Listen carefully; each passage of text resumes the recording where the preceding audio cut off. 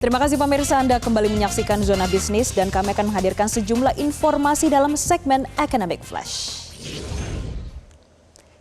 Yang pertama pemirsa, ini terkait dengan perang dagang antara Amerika Serikat dan juga Tiongkok yang masih panas. Yang mana Tiongkok baru saja mengumumkan akan mengurangi jumlah film dari Amerika Serikat atau biasa kita kenal dengan Hollywood untuk tayang di bioskop Tiongkok.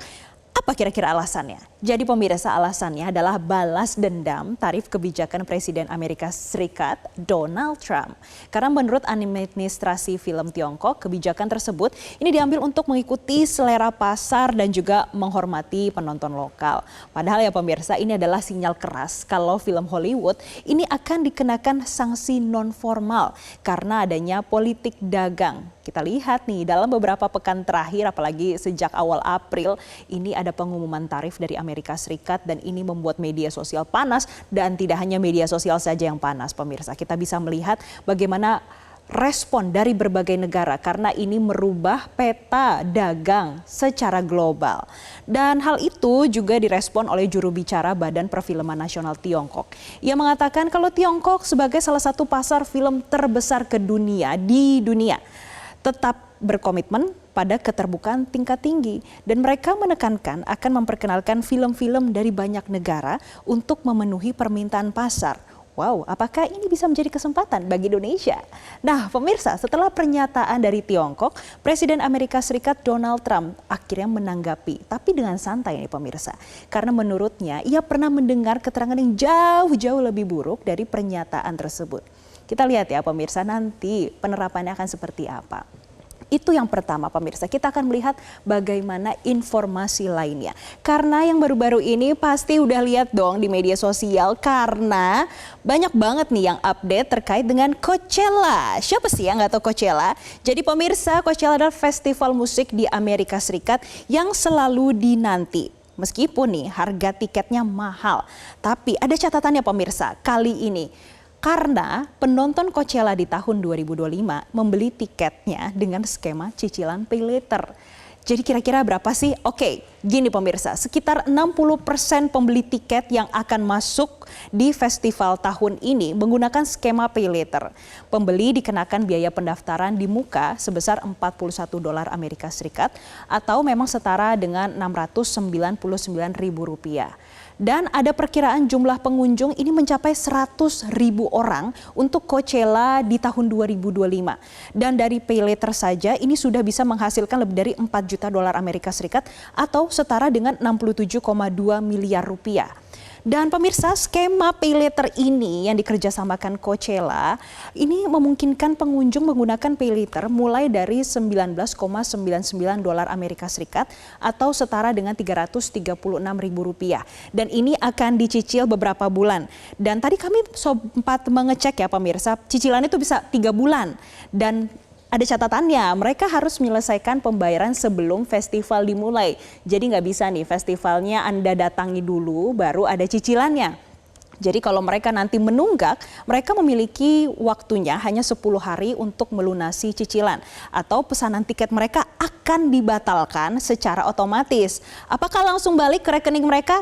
Ternyata pemirsa mereka bisa menerima kreditnya baru tahun depan di tahun 2025. Ini jadi catatan ya pemirsa. Gimana sih kok mereka jadi menggunakan pay later?